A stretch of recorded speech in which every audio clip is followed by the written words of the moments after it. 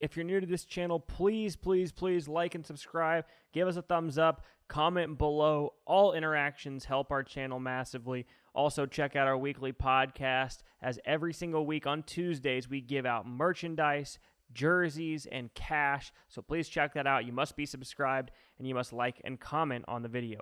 But let's jump into our topic of the day. Tua Tagovailoa signs a massive contract extension with the Miami Dolphins. He is set to make a total of $212 million over the course of the next 4 seasons. Roughly $53 million per year. For reference, Hall of Famer Dan Marino made $50 million over the course of his entire career.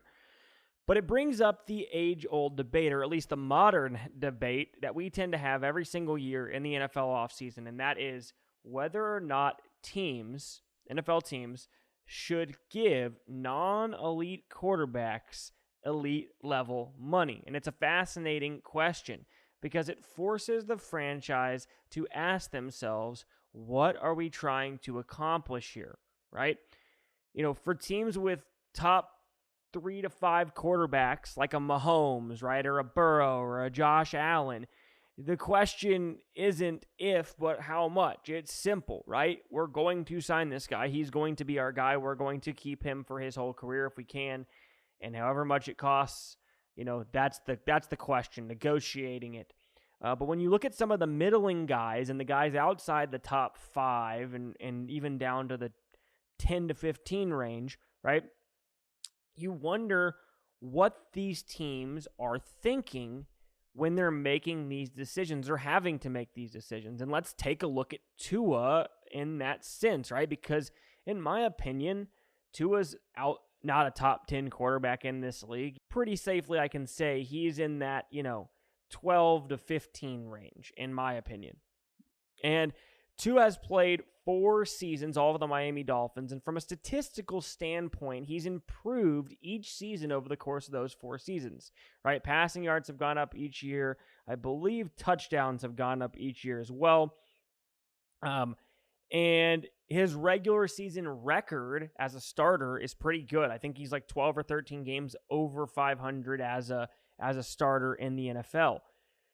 However, he has 0 divisional championships in 4 years. I know it's not a massive sample size, but has not won a division championship and has yet to win a playoff game and has only played in 1. And the one playoff game he played in this year did not go well. We'll get into that in a minute. But on the surface, right, you think, okay, we drafted this guy, if you're the Dolphins, right, we drafted this guy pretty high up. We've seen him improve. We believe he's going to continue to get better. So we're going to pay him. It's going to be a lot of money, but we're going to pay him. He's worth it. We believe in this guy. And moving forward, he's only going to get better. Unfortunately, that's not the reality of the situation. When you really look into Tua Tagovailoa and who he is, I think it's an interesting question, and we're going to dive into some specific Tua things, but it's relevant to a lot of quarterbacks in this range because they all have some sort of issue, right? And so the Dolphins go into the final 5 games last year, right, with a 3-game lead in the division. I want to look at kind of how Tua performed down the stretch of last season because it's kind of a good indicator of who he is and who he's become at this point, right? He's improved from a statistical standpoint, so let's see what he did end of his most recent year in the bigger, more important games that he's played as a starter in the NFL, right? And so in those final 5 games, here are Tua's stats, right? He had 5 touchdowns he had just 5 touchdowns to 4 interceptions, took 12 sacks, threw for 233 yards per game, 67% completion, an average QBR of 55, and the offense in those 5 games averaged just under 22.5 points per game.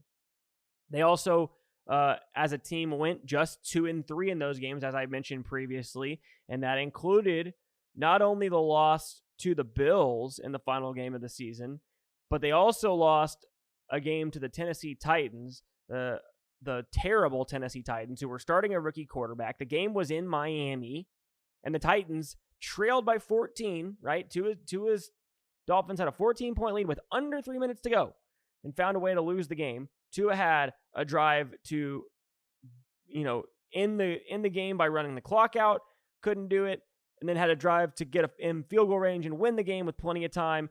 I believe couldn't even get a first down. And so didn't look good in that game. Blew it to a bad team. Really very easily could have lost to the Cowboys. They won a very tight game down the stretch. Regardless, in that last Bills game where the Dolphins then had to win the division after, losing 2 of their last 4 and then having to play the Bills. Tua in that game was 17 of 27 for 173 yards, a touchdown, and 2 interceptions, and the offense scored just 14 points. And keep in mind, once again, this was a home game to win the division and have a home game in the playoffs and to avoid having to play the Kansas City Chiefs in Arrowhead in the first round, the wild card round. So then he goes out into that Chiefs game, Tua does, and he plays against Kansas City, albeit it was ridiculously cold, right? But Mahomes played fine. And so Tua in that game, 20 for 39, right? Barely over 50% completion, 1 touchdown, 1 pick, QBR of 15.3. I mean, the offense was anemic. Couldn't move the ball a lick. They scored 7 points the entirety of the game, and they lost 26-7. It was not a good showing. So the 2 biggest games of his career, the Bills game, and then followed up by the Chiefs game, Tua was 35 for 66, right? A little bit over 50% completion, threw for 186 yards per game, 2 touchdowns, 3 picks, and an average QBR of 44. They lost both games and had a total in those 2 games of 21 points on offense. Terrible showing in those 2 games.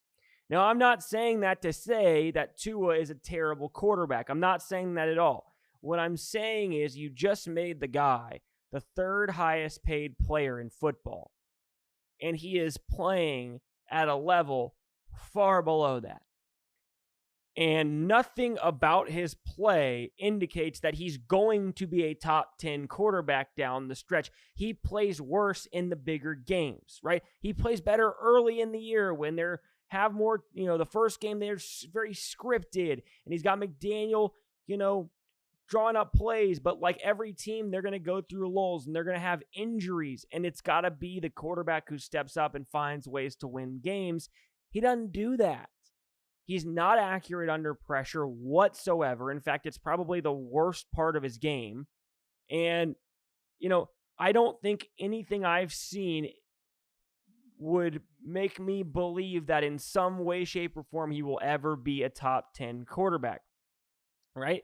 I mean, even last year, you look at the games they played, the Dallas Cowboys were the only team that the Dolphins beat in the regular season who made the playoffs, right? You look at their wins, the Chargers, the Patriots, the Broncos, Giants, Panthers, Patriots again, Raiders, Jets, Commanders, Jets again, Cowboys. I mean, you're talking about the bottom of the league, not even close to playoff teams, and then they beat the Cowboys in a game that they probably should have lost. And Dallas wasn't that good anyway. Lost in the wild card round by whatever, a lot to the Green Bay Packers. So not like he was in his statistical positives of the year, right? Threw for 4,600 yards, 29 touchdowns, right? Almost 70% completion. In those positives, you think, okay, well, he did that against the bottom feeders, right? He's not doing that against the better teams, and he doesn't play well against the better teams, and he doesn't play well in the better moments. And again, I'm not bringing all this up to say that Tua is a bad quarterback, but it just brings up the question of why are they paying him this money? What is their goal here, right? What are the Dolphins thinking, right? Tyreek Hill's not going to be here forever. He's already said, I don't know if it's true, but he said after this contract, he's retiring, right? So if that happens, then what, right? I mean, the Dolphins had a pretty darn good team the last 2 seasons, failed to win a playoff game, albeit they had a lot of injuries, but failed to win a playoff game. And they did all that with Tua on his rookie contract, making $8 million on average per year, right? How all of a sudden are they going to start winning playoff games now that they have less money to spend, right? Is their roster going to magically improve now that they've got $45 million less to spend per year? That's only going to make the roster worse. Is Tua going to offset that? He's going to get that much better? I don't even think he's going to get much better at all from where he is now. What are you trying to accomplish when you give a mediocre to good quarterback elite level money and handcuff your organization? I mean, shit, it's hard to win when you have a top 3 or 4 level quarterback, right? It's hard to win at that level when he's getting $50 million a year. That's why we've seen guys like Tom Brady take pay cuts to try to win Super Bowls. And Mahomes trying to backload the contract so that all the money is, saved early and they can go get other guys and compete for Super Bowls and try to three-peat, right? We see it in other sports. Look at the Spurs with Tim Duncan. He used to take pay cuts all the time so they could bring in other guys, right? Because winning is important, right? And I think that is the key. And I'll close with this. As much as I understand that the NFL and sports in general are a business, I could also argue that winning is the absolute best thing you could do for business. But that's all I got for this video. Let me know in the comment section below what you think. Did the Dolphins do the right thing giving Tua this massive extension? Did he deserve that much money? What do you think about teams paying quarterbacks elite level money despite the fact that they're maybe not a top 5 quarterback? All that stuff, let me know in the comment section below. I respond to all the comments. So thank you guys for tuning in, and I will catch you guys next time.